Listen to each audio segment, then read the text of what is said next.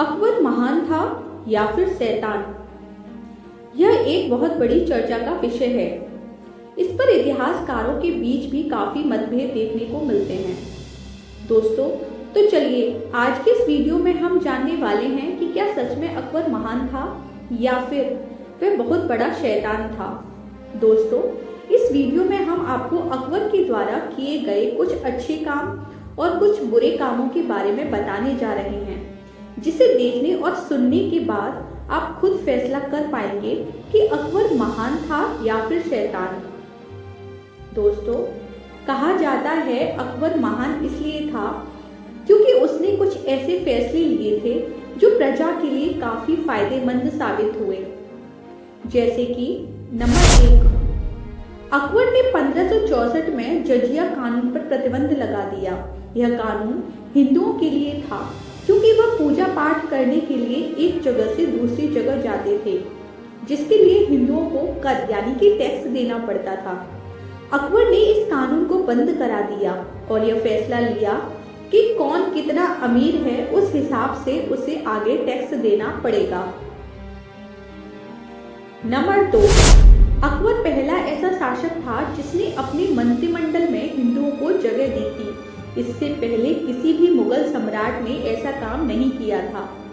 अकबर के समय हिंदू भी उसके राज्य के ऊंचे ऊंचे पद पर विराजमान थे। ये काम सिर्फ अकबर ने किया था, इसलिए हम कह सकते हैं कि उसने एक अच्छा काम किया। नंबर 3, अकबर ने बाल विवाह पर प्रतिबंध लगाया और लड़कियों की शादी के लिए उनकी उम्र 14 साल और लड़कों के लिए 16 साल की तय की। नंबर 4, अकबर ने बहु विवाह रोकने के लिए एक से अधिक विवाह करने पर टैक्स का प्रावधान बनाया। उसने विधवाओं को पुनर्विवाह करने के लिए भी बढ़ावा दिया। नंबर 5, भारतीय समाज में कुरीतियों के अंतर्गत सती प्रथा सबसे बड़ी कुरीति थी, जिसे अकबर ने बंद कराया। अकबर के आदेश अनुसार जब तक वह स्त्री खुद न चाहे उसे सती कोई नहीं करा सकता।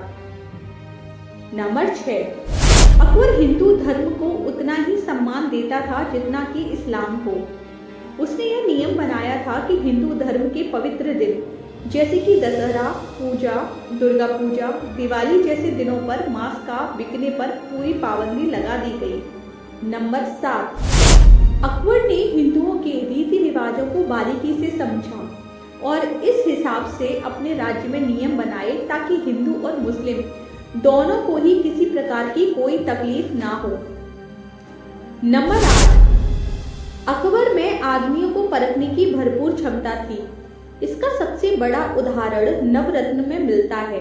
अकबर ने अपने दरबार में 9 अपने अपने कार्य क्षेत्र में महारत हासिल किए हुए लोगों की एक टीम बनाई, जिसे नवरत्न कहा गया, जिसमें कई हिंदू भी शामिल थे।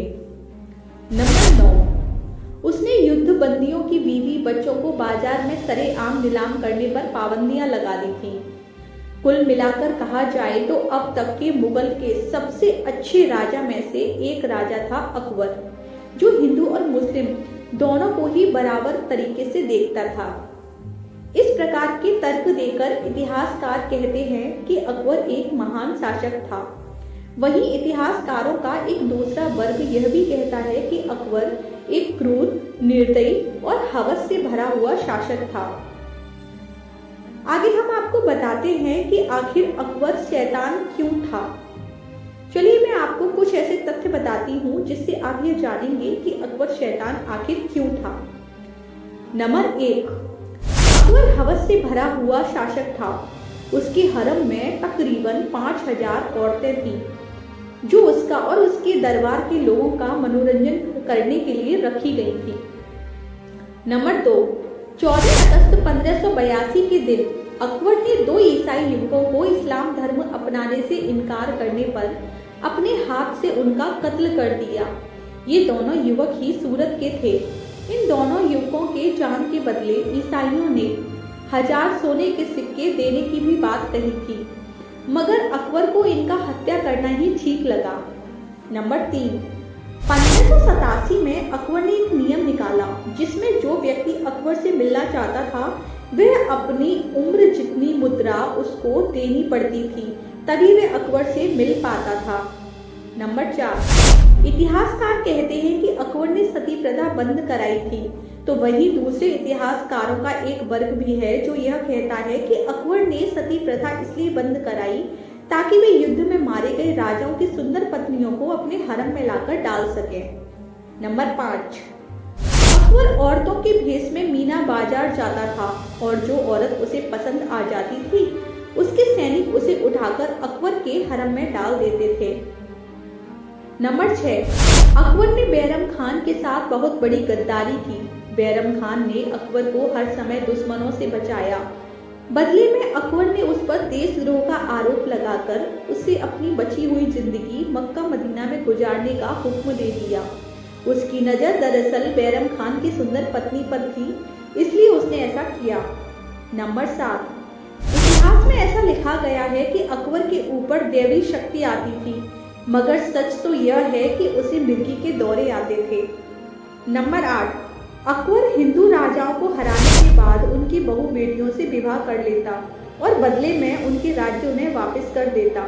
इस तरह उसने हरम में सैकड़ों हिंदू औरतों को लाकर रखा था। इन्हीं सब बातों की वजह से अकबर को महान नहीं माना जाता। अब आप स्वयं ही फैसला कर सकते हैं कि आपके हिसाब से अकबर महान था या फिर शैतान। दोस्तों, कुछ इतिहासकारों का मानना है कि इतिहास को अकबर के समय ही लिखा गया था, इसलिए इतिहास लिखते समय निष्पक्षता नहीं थी। उस समय केवल अकबर की प्रशंसा ही लिखी गई, इसलिए आज सारा सच हमारे सामने नहीं है। इतिहासकारों के बीच भी मतभेद ही रहे हैं। अकबर के बारे में आज भी सब कुछ धुंधला ही है, कुछ भी साफ और स्पष्ट नहीं है। दोस्तों, ये वीडियो आपको कैसी लगी प्लीज कमेंट करके हमें जरूर बताएं और हमारे साथ वीडियो में बने रहने के लिए आपका तहे दिल से शुक्रिया। आपका दिन शुभ रहे। हम मिलते हैं आपसे ऐसी ही अगली वीडियो में। तब तक के लिए अपना ख्याल रखें। धन्यवाद।